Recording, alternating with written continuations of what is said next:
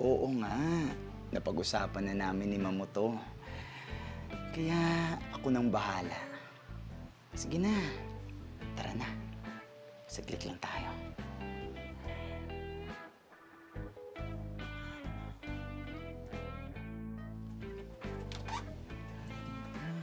Mamaya pang uwi ni Mamo.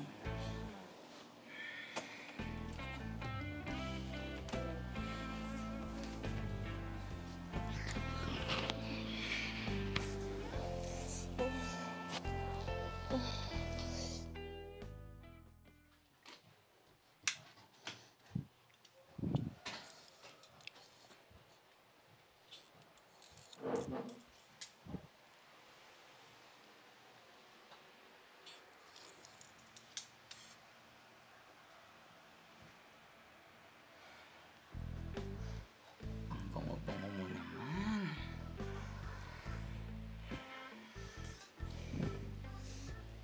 Alam mo, sobrang sarap mo. Tara na ulit sa kwarto. Nabitin ako sa'yo kahapon eh. Pero sir, saglit lang. Sigurado ka ha? Na alam to ni ma'am ang ginagawa natin. Oo nga, napag-usapan na namin ni Mamo 'to. Kaya ako nang bahala. Sige na, tara na. Saglit lang tayo.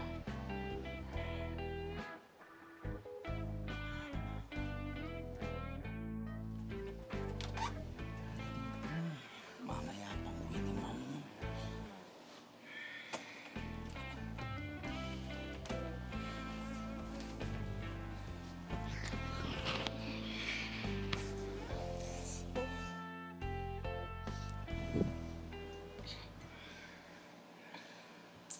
Alam mo po sir, ikaw po yung unang lalaking nakagalaw sa akin. Paano kung nabuntis niyo ako? Ilang beses nang may nangyayari sa atin. Walang problema yon. Pag nangyari yon na nabuntis ka, si Mamo pa mismo magpapasalamat sa'yo. Kasi ito yung matagal na niyang hinihintay. Bakit naman po sir?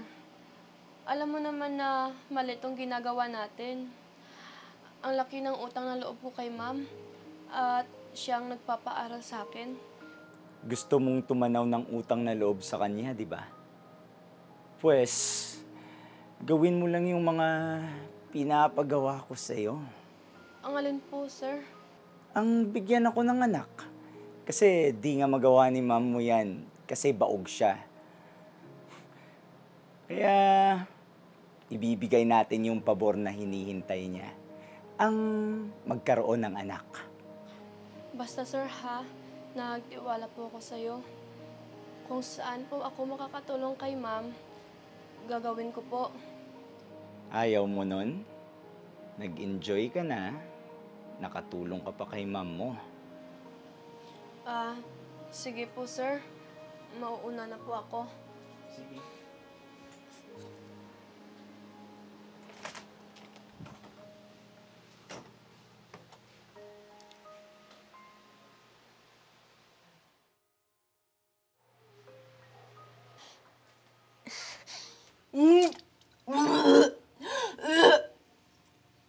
Inday, halika nga dito.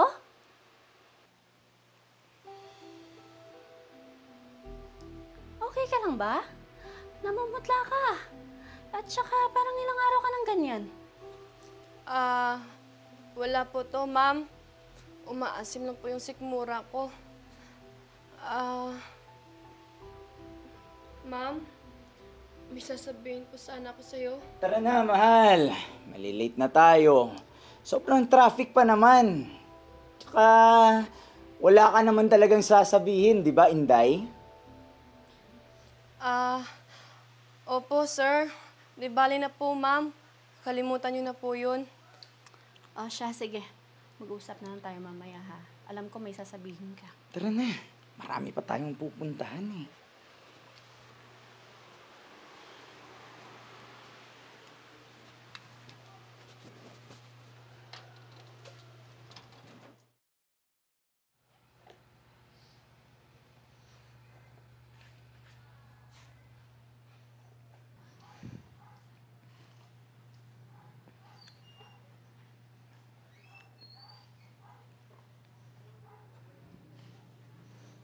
Ay, halika nga dito.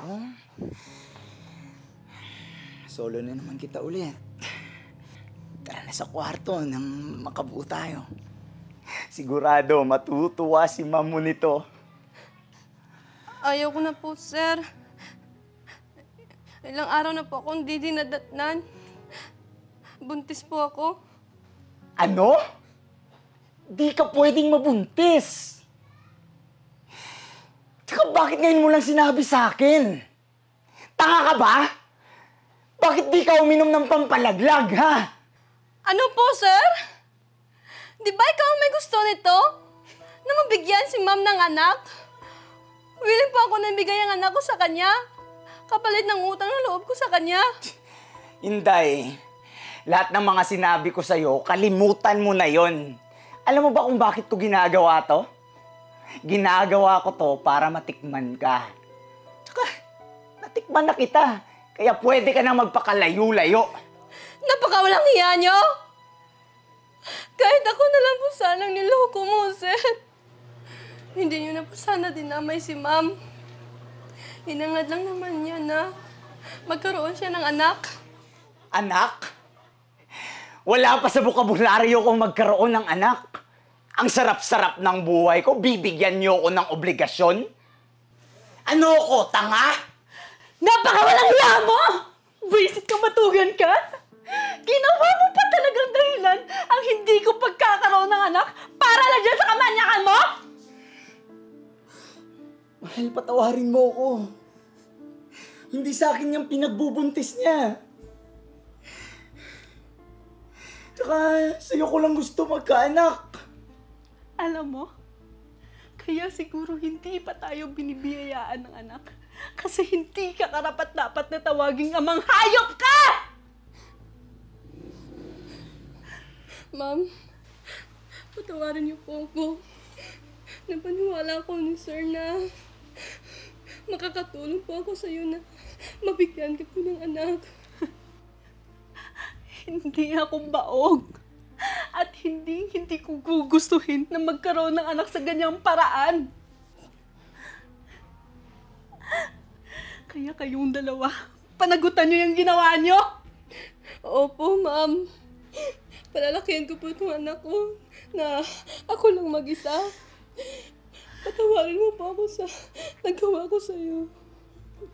Mahal, inakit lang talaga ako ni Inday. Paalisin na lang natin siya. Tsaka magsimula tayo ulit na parang walang nangyari. Promise, walang makakaalam. Hindi. Ikaw ang umalis. Ang kapal-kapal talaga ng mukha mo. Pala mo ninangalang kita dito, tapos ito pang igaganti mo? Lumayas ka! Layas! Mahal, please. Wala akong matitirhan. Wala akong trabaho.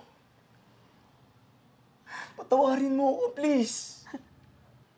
Hindi. Panagutan mo yung ginawa mo. Kasi hindi ko kailangan na walang kwentang asawa kagaya mo sa pamamahay ko. Layas! Ma'am, babalik lang po ako sa probinsya namin. Patawarin niyo po ako ulit. Alam mo, Isa, palaki mo yung batang yan. Kasi wala siyang kasalanan dito. Gayunpaman, kung kailangan yung tulong mo mag-ina, andito lang ako. Salamat po, ma'am. Hayaan niyo po. Balang araw, makakahanap ka rin ng tamang tao na mabibigyan ka ng anak. Patawad po ulit.